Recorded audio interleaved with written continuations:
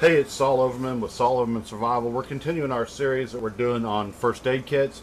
We've previously done the individual first aid kit. That is a first aid kit the military members carry on their belts, and we did a short video on some more advanced first aid instruments, or survival medicine instruments, I guess you could call them. They're really beyond what's considered first aid.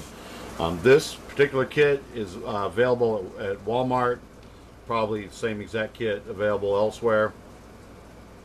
I want to show you this one to show you some of the problems that you encounter with these kits and some of the difficulty you can find really getting a good kit together without resorting to using military surplus first aid kits, which are getting harder to find. This one here, you can see it came with a small, I guess, glove box size first aid kit that really just had some band-aids in it, and I don't think it really had much else in it. It's about the size of a pack of cigarettes, maybe a little bit bigger. So you can see it was inside of this case when it was purchased, and so it did take up a little bit of room in there. I'll show you some of the other items that are in it. Now, I have added some items that weren't originally in this kit, and I'll kind of go over those as well. Some of the problems that jump right out at me with this kit is this item right here. Most first aid kits that you buy at the department store, they have these. It's an instant cold pack. There's several problems I have with including these in the kits. They take up quite a bit of room in the kit that can be used for real bandaging material. They're heavy, they're fairly expensive, and they don't really, other than some analgesic effect from cold and decrease the swelling a little bit to an injury, they really don't accomplish a lot. And they don't accomplish anything that couldn't be done with some ice, which is pretty commonly available. And the other problem I have with them is that over a couple of years of storage with these, they tend to not work anymore. The active ingredient inside of it is, I believe, ammonium nitrate. Over time it gets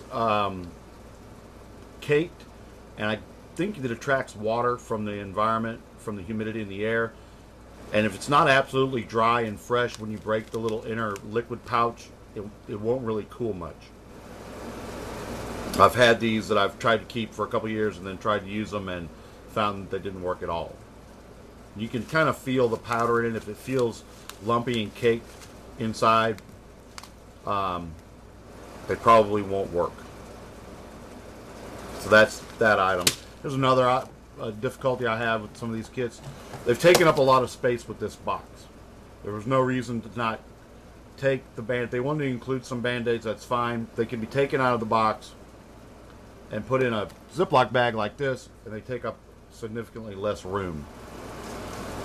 Room that could be used for more, for larger bandages that would be needed for more serious injuries. So this is the way I do mine for this. I haven't taken these out yet. These, I had some gloves. Those are good. Every kit should have a couple gloves in them. They're not critical, but it is a good way to help protect you from the patient and body fluids, and to protect the patient from germs that might be on your hands. No reason to have dirty hands to be further contaminating a wound when you can pop on a pair of gloves like this to prevent it. I wouldn't want to see in a kit this size more than a pair or two at most is all that's really needed. These are a very good item to have. Unfortunately, I have to say I added these to these kits. It didn't come with these. I bought these at the drugstore. They're 4x4 gauze pads, very handy to have. Can be used for large dressings by using multiples of them. Can be used for small wounds by cutting the corners off of them or cutting them into smaller pieces. They're sterile inside here as long as the package isn't damaged. They have a wicking effect to wick moisture away from a wound, and they absorb a lot of blood or other drainage coming out of a wound. We really should have these in a plastic Ziploc bag because the packages are paper and they won't protect the items inside from moisture. But this kit didn't come with these. I added them. So that's another problem. One of the most useful items that you can have in a first aid kit, and a lot of first aid kits don't have them. You have to add it. This is something that you definitely want to go ahead and spend a couple dollars to buy a box of them and throw them in your first aid kit. This is some cling. It's a type of tape that adheres only to itself. Has some uses for making bandages for small injuries. This didn't come with this kit either. I added it. Some Neosporin. Also added this to this kit. It came with some of these little Neosporin pouches, which are good to have. You don't want to rely too much on this stuff or have too much of it. A little bit will do you. Even the tiny amount that's in these pouches will go a long way. But it is nice to have some on hand.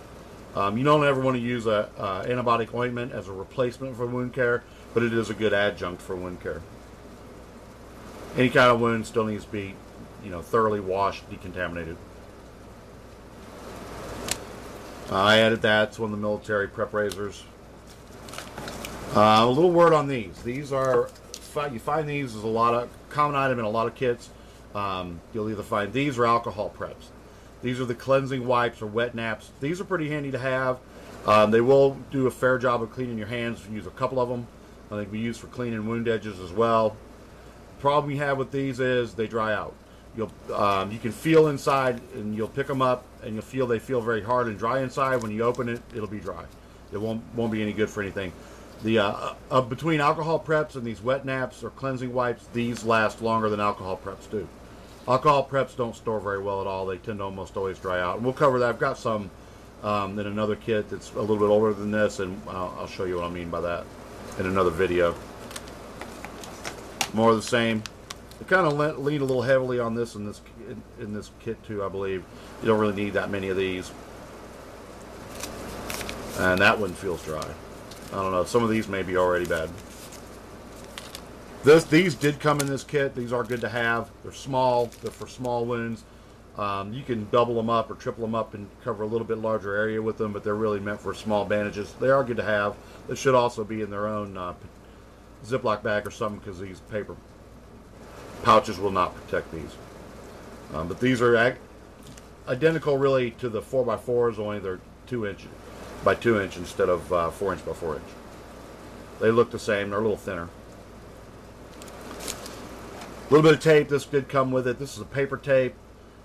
This tape is pretty much worthless. It doesn't really do much. The paper tape doesn't adhere to much at all. Any kind of grease contamination on the skin or hair will immediately deactivate the adhesive in this. Any kind of moisture in the skin or moisture that gets on it will deactivate this tape. Of the types of medical tape, the paper tape is probably the least desirable and the least useful. And that did come with this kit. I mean, if you use enough that you can hold a small bandage on a finger or something like that, but really not good for much else. This is showed these in the previous video on the instruments. This is a pair of, I added these to this kit. I don't right now know where to get these. These are tweezer forceps of a very fine point. I am looking for a wholesale source on these kits. I'd like to be able to bring them to our customers to be able to offer them for sale. I get a lot of use out of these for removing splinters. Sand spur bits, splinters, come right out with that. Like I said, I did add that to this kit. It didn't come with it, although it would have been a good thing for them to include. Mostly you'll find in first aid kits what they include is stuff you don't need that doesn't cost the person that's making the kit very much money to include. Band-aids, cheap 2x2s, these little pouches that they don't cost to manufacture these kits very much. Although that cold pack, those aren't cheap. But I do consider a waste of money. So at any rate, that's the civilian first aid kit. Just some comments I wanted to make on that. The next video we're doing on this topic is going to be one of the military general purpose kits, a little bit larger unit sized first aid kit. We're going to cover that next. But thanks for watching. This is Saul Overman. Have a great day.